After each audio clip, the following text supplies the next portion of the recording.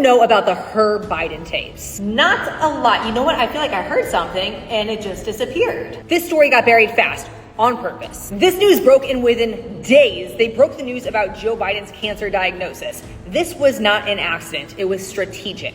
Oh my gosh, Becky, you're being so insensitive. No, I'm not. Cancer is a disgusting and horrific thing, but we need to be real about the strategic timing of this news. The Her Biden tapes are audio recordings from an October 2023 interview. Now, this interview was part of an investigation into Joe Biden's handling of classified documents that were found at his former office as well as his Delaware home. Now, these recordings showcase how bad Joe Biden's mental fitness truly was at the time, where he was struggling to recall substantial personal and political events, such as when his son died or when Donald Trump became president. Throughout the tapes, you will also hear Joe Biden leaning on his staff to supply missing details that he cannot remember. Throughout these tapes, Joe Biden appears extremely confused and is clearly struggling with memory. It is no longer a conspiracy that they were covering his mental decline, but the Her tapes show the extent of that. Which begs the question, if Joe Biden was this impaired behind closed doors, who was running the White House? And within days of these recordings being released,